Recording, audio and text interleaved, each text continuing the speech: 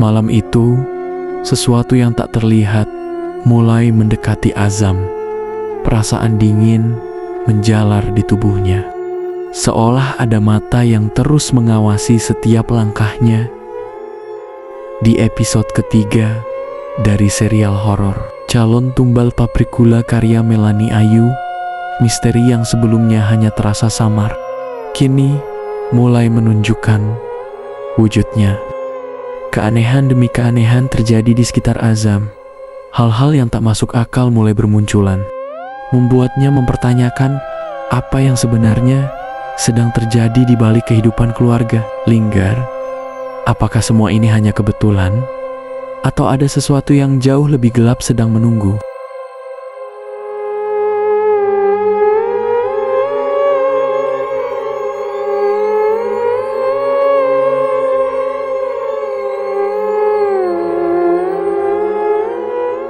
"Kamu kenapa, Zam? Kok seperti orang ketakutan begitu?" tanya Linggar sambil membereskan berkas yang ada di atas mejanya. Azam menutup pintu pelan-pelan. Ia menarik nafas dalam-dalam, mengatur suhu tubuhnya yang mulai tak beraturan. "Tidak apa-apa, Tuan." Azam duduk di sofa, menunggu tuannya yang tengah bersiap untuk pulang. "Yuk, kita pulang sekarang," ajak Linggar. Suhu tubuh Azam kembali terasa panas dan terkadang menjadi dingin. Ia berdiri mematung, tak berani membuka pintu. Azam terlihat gugup dan takut. Perlahan ia coba membuka pintu ruangan kerja Linggar dan menatap keadaan luar. Loh, kok ramai orang-orang bekerja? Padahal tadi kan sepi banget, gumamnya. "Ada apa, Zam?" Suara Linggar membuyarkan lamunan Azam. "Oh, tidak, Tuan. Mari, Tuan." Azam mempersilahkan tuannya untuk keluar dan berjalan terlebih dahulu. Azam mengikuti Linggar dari belakang dengan perasaan tak karuan. Ia jadi bingung dengan dirinya sendiri. Padahal jelas ia tidak melihat satu orang pun di luar ruangan Linggar tadi. Tapi kenapa sekarang tiba-tiba terlihat ramai dan beraktivitas seperti biasa? Linggar berhenti sejenak, menghampiri salah satu karyawannya dan berbincang-bincang sebentar. Azam melihat Ari yang sedang membersihkan alat produksi tak jauh dari tempat dirinya berdiri. Azam berinisiatif untuk menghampirinya. Azam menepuk pundak Ari, membuat Ari terjingkat karena kaget. "Sialan kamu, Zam, bikin kaget saja," umpat Ari.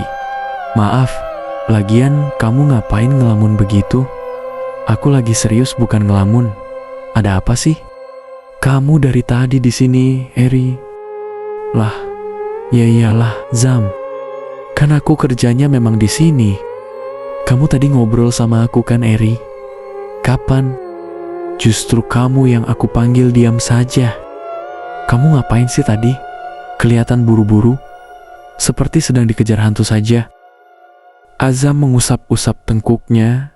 Ia jadi bingung dengan kejadian yang baru saja ia alami. "Zam, kok malah diam?" "Aku pergi dulu ya. Tuan Linggar sudah menunggu." Azam pergi kembali berjalan di belakang Linggar. "Aneh sekali si Azam ini," gumam Ari sambil menatap kepergian Azam. Di perjalanan menuju tempat parkir, Azam lebih banyak diam, tak banyak berbicara seperti biasanya. Ia melirik troli yang berada di pinggir jalan. Troli itu adalah troli yang sama dengan troli yang Azam lihat tadi. Azam bergidik melihatnya. Setelah sampai di tempat parkir, mereka segera masuk dan pergi dari lokasi pabrik menuju rumah Linggar. Rumah Linggar memang tidak jauh dari pabrik, hanya melewati beberapa kilometer dari pabrik, sehingga tidak membutuhkan waktu yang lama untuk segera sampai ke sana. Di rumah, Sri Devi terlihat sedikit gusar. Pasalnya, ia belum menemukan seseorang yang pas untuk ia jadikan calon tumbal berikutnya. Sementara waktu yang ditentukan tinggal beberapa hari lagi. Bagaimana ini, Pak? Kita belum menemukan seseorang yang pas. Linggar duduk sambil melepaskan kaos kakinya. Nanti malam Papa akan coba memanggil Nyai Wingit. Papa ingin bertanya apakah ia mau jika ia berikan azam untuknya. Mudah-mudahan Nyai Wingit mau. Iya, Pak. Mudah-mudahan. Mama tidak mau anak kita lagi yang harus menjadi korbannya. Sri Devi duduk di samping Linggar. Ia menghela napas panjang. Terkadang aku juga lelah, Pak. Harus seperti ini terus-menerus. Seketika Linggar menutup mulut istrinya. Jangan bicara seperti itu, Mah. Nanti kalau Nyai Wingit dengar, bisa bahaya kita. Iya, Pak. Maaf. Oh iya, Pak. Bagaimana dengan Laras? Apa dia menghubungi Papa lagi? Nomornya tidak aktif lagi, Mah. Anak itu memang susah ditebak. Apalagi dia sudah bisa cari uang sendiri. Dia seperti sudah tidak membutuhkan kita lagi. Dari dulu memang dia tuh cerdas, Pak. Dia sekolah saja. Kita hampir saja tidak membiayainya. Karena dia selalu dapat beasiswa. Tapi kita harus sedikit hati-hati dengan Laras. Entah kenapa, Mama punya firasat jika Laraslah yang akan menghancurkan kita nanti. Jangan bicara seperti itu. Bagaimanapun dia itu juga anak kita, Ma. Sudah, siapkan saja kebutuhan ritualku untuk nanti malam. Aku akan mandi dahulu. Linggar pergi ke kamar, sementara Tridevi segera pergi ke kamar khusus untuk menyiapkan ritual suaminya. Tridevi menatap seluruh isi ruangan kamar yang dibuat khusus untuk Nyai Wingit itu. Kamar itu didesain khusus sesuai dengan kesukaan Nyai Wingit. Kamar dengan nuansa kuno dan dominan dengan warna hijau. Keadaan lembab dengan minimnya cahaya membuat siapa saja yang masuk ke dalam sana tidak akan betah berlama-lama. Sri Devi menatap ranjang dengan gaya klasik. Spray berwarna hijau dengan kelambu berwarna putih. Ia juga tak mau anaknya tahu aktivitas papanya dan akan mengetahui semua rahasia orang tuanya. Keesokan harinya, Linggar menghubungi Sri Devi. Ia menyuruhnya agar segera pulang. Setelah mendapatkan perintah dari suaminya, Sri Devi segera kembali pulang bersama putranya. Sri Devi turun dari mobil. Ia menatap suaminya yang sedang duduk di teras. Suaminya terlihat sangat segar. Entah kenapa, setiap kali suami selesai dengan ritualnya, suaminya akan terlihat semakin tampan dan muda. Linggar bangkit dari tempat duduknya dan segera memeluk istri dan putranya. Sri Devi membalas pelukan hangat suaminya. Meski tidak bisa ditampik, ia merasa sangat cemburu setiap kali Linggar selesai melakukan ritual malam bersama Nyai Wingit. Ada kabar baik, Ma, ucap Linggar sembari melepaskan pelukannya. Sri Devi melirik putranya sekilas. Nak, kamu masuk dahulu ya, suruh Sri Devi pada putranya. Putranya mengangguk dan berlari menuju kamarnya. Ada apa, Pak? Tanya Sri Devi duduk di kursi dekat suaminya. Ranjang itu akan digunakan suaminya bercinta dengan Nyai Wingit tiap kali suaminya ingin menemui Nyai Wingit dan meminta sesuatu kepadanya. Sri Devi harus rela berbagi suami dengan Nyai Wingit selama ini. Terkadang ia merasa lelah, namun ia sudah terlanjur masuk terlalu dalam perbuatan menyimpannya itu demi hidup bergelimang harta. Jadi ia harus siap menerima segala resiko yang harus ia dapat, termasuk Jiak harus berbagi suami dengan Nyai Wingit. Setelah selesai menyiapkan segalanya, seperti biasa, Sri Devi akan mengajak anaknya pergi berjalan-jalan dan menginap di hotel untuk semalam. Ia akan berbelanja barang apapun yang ia suka. Semua itu ia lakukan untuk mengalihkan rasa sakit dan cemburu yang ia pendam. Ia juga tak mau anaknya tahu aktivitas papanya dan akan mengetahui semua rahasia orang tuanya. Nyai Wingit memang suka dengan azam, jadi kita tidak usah mencarikan korban lagi. Karena Nyai Wingit yang akan mengambilnya sendiri, bisiknya. Oh, hanya itu jawaban Sri Devi. Kamu kenapa sih, Ma? Kenapa tiba-tiba sewot seperti itu? Tidak, aku hanya sedikit lelah saja. Sri Devi bangkit, memutarkan tubuhnya ingin segera masuk ke dalam rumah. Namun Linggar segera mencekal lengannya. Mah, Sri Devi membalikkan tubuhnya sehingga mereka kini saling berhadapan. Aku tahu kamu cemburu, tapi kan ini memang bagian dari ritual kita. Mama juga kan yang dulu mengizinkanku untuk meneruskan pesugihan turun-temurun ini. Sudahlah, Pa. Aku hanya lelah saja, jawab Sri Devi malas. Jangan seperti itu dong, Ma. Aku tak mau jika sikapmu terus-menerus seperti ini. Justru akan membahayakan dirimu sendiri. Percayalah, aku hanya mencintaimu saja. Aku melakukan itu tidak dilandasi perasaan apapun. Iya, Mama tahu. Sekarang lepaskan tangan Mama. Mama mau mandi. Jangan marah lagi, senyum dong. Sri Devi mengulas senyum terpaksa lalu pergi ke kamarnya. Tak lama, Azam sudah bersiap dengan seragam sopirnya menghampiri Linggar. Maaf Tuan, apa hari ini Tuan tidak pergi ke pabrik? Tidak Zam, aku ingin di rumah, mumpung aku tidak ke pabrik. Kalau kamu ingin beristirahat atau pergi bersenang-senang, pergilah. Baik Tuan, terima kasih. Azam kembali ke pavilion tempat ia dan pekerja lainnya tinggal. Saat ia akan kembali, ia melihat sosok yang kemarin ia lihat sedang berdiri di dekat pintu pagar, tengah menatapnya. Loh, itu kan Niken, wanita yang kemarin aku beri tumpangan. Kenapa dia berada di sini? Azam menoleh ke arah Linggar. Setelah memastikan Linggar telah masuk ke dalam rumah, ia menghampiri wanita yang bernama Niken itu dan membuka pagarnya. Lo Mbak Niken ngapain di sini? Namun wanita yang bernama Niken itu hanya diam menatap Azam, tersenyum lalu berjalan pergi. Azam yang merasa penasaran mengikuti Niken dari belakang. Niken terus berjalan dengan langkah yang sedikit cepat, melewati rumah-rumah warga. Lama-kelamaan langkahnya semakin cepat saja. Bahkan Azam sampai berlari untuk mengikutinya. Bahkan ia sampai tidak menghiraukan sapaan warga yang menyapanya. Itu si Azam, kenapa? Tumben disapa diam saja. Biasanya dia sangat ramah, ucap Mang Udin, salah seorang warga di sana. Iya, tumben, ngejar apaan sih si Azam? Kayak buru-buru begitu. Tambah Agus, kebelet mungkin? Hahaha. Mereka tertawa. Warga di sana selama ini memang tidak pernah merasa curiga pada keluarga Linggar atau orang-orang yang bekerja dengannya. Karena selama ini Linggar tidak pernah mencari korban tumbal di dekatnya. Ia selalu mencarinya ke daerah yang jauh dari tempat tinggalnya.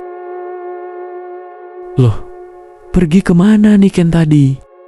Ucap Azam kebingungan mencari keberadaan Niken. Tiba-tiba ia melihat sebuah rumah berada di tengah kebun tebu. Bangunan dengan nuansa hijau dengan arsitektur khas zaman dahulu.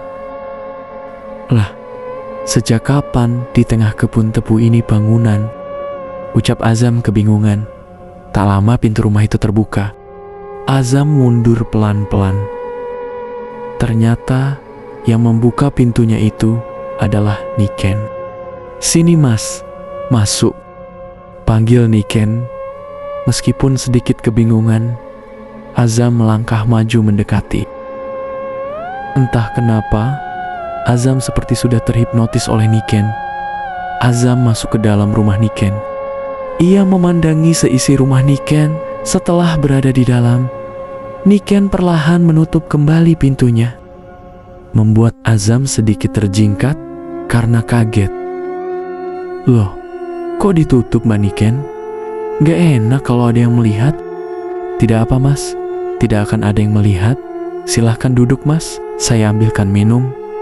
Azam pun duduk. Tak lama Niken keluar dari dapur membawa secangkir teh hangat serta cemilan untuknya. "Mbak Niken, bukannya tinggal di kilometer 37? "Iya mas, di sana rumah orang tua saya. Kalau ini rumah saya sendiri."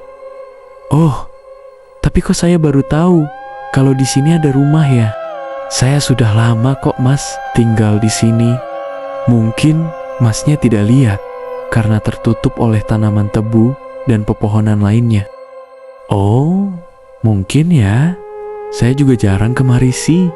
Jadi saya kurang paham daerah sini." "Mbak Niken tinggal sendiri?"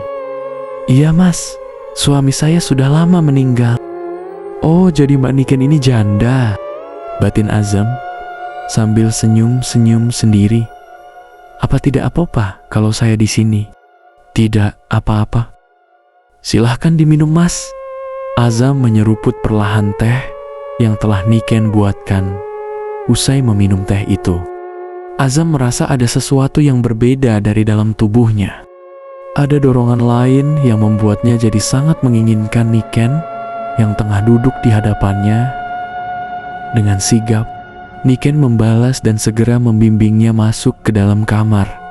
Dan Azam pun melakukan perbuatan terlarang di sana untuk pertama kalinya. Tanpa Azam sadari, sudah seharian ia berada dan beraktivitas di kamar Niken. "Mbak, sudah hampir larut malam. Saya pulang dulu ya. Nanti saya dicari sama tuan saya." "Maaf, saya telah." Niken memeluknya kembali. "Aku suka sekali kok mas. Mas tinggal di sini saja ya bersama saya. Tapi aku yakin Tuan Linggar tidak akan keberatan." Niken kembali mempererat pelukannya dan tidak memberi kesempatan Azam untuk melepaskan dirinya.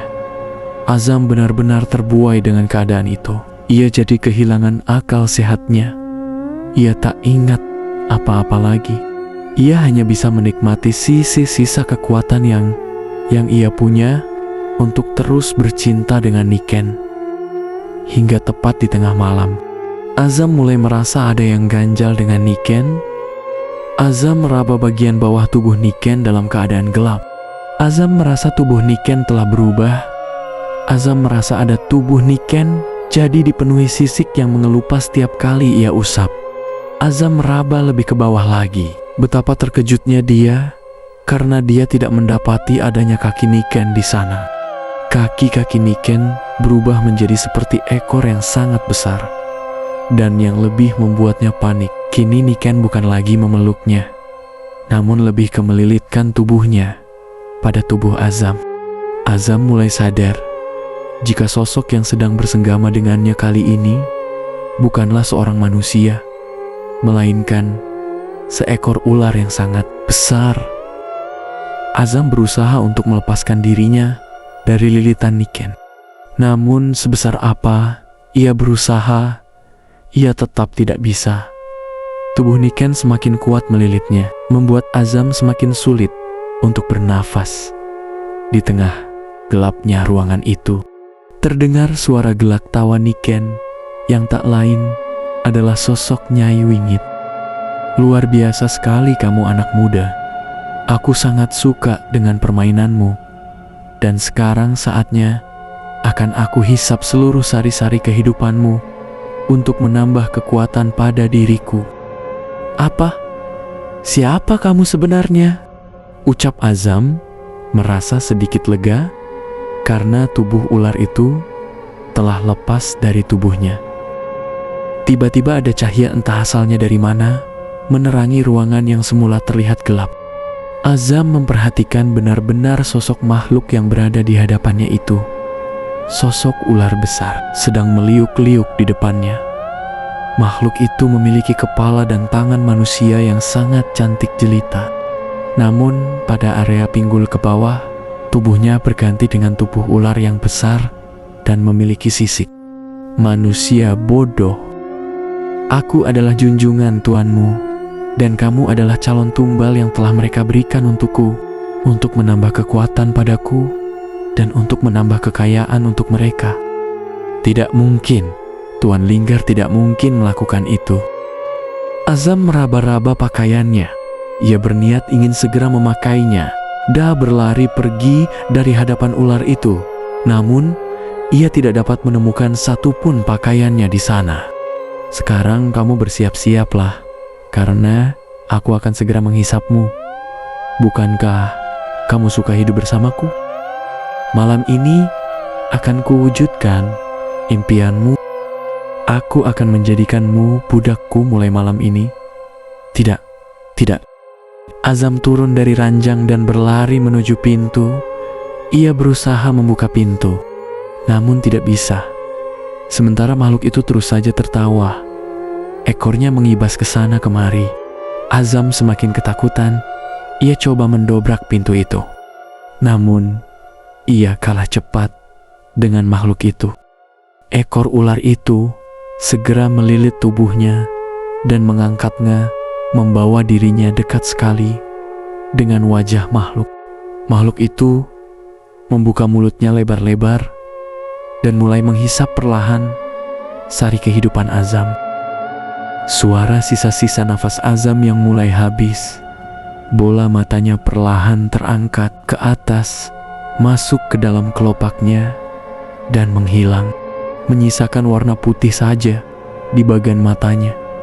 Setelah selesai menghisap sari-sari kehidupan Azam, Nyai Wingit melepaskan tubuh Azam dan membuatnya jatuh ke tanah. Azam kelojotan karena sekarat. Tak jauh dari lokasi itu, nampak seorang berjalan mengendap-endap menghampiri tubuh Azam. Dia adalah Linggar. Linggar segera memakaikan pakaian Azam kembali. Lalu ia mengambil sebuah tambang dan kemudian ia lilitkan pada leher Azam. Dengan sekuat tenaganya, Azam ditarik dan digantung di pohon nangka yang berada di pinggir perkebunan tebu itu. Tempatnya sedikit tersembunyi, sehingga tempat itu tidak gampang ditemukan oleh warga di sana. Setelah selesai, Linggar tersenyum puas menatap tubuh Azam yang telah tak bernyawa tergantung di pohon. Bersamaan dengan itu, Nyai Wingit menghilang begitu saja dengan menyisakan suara tawa yang sangat mengerikan.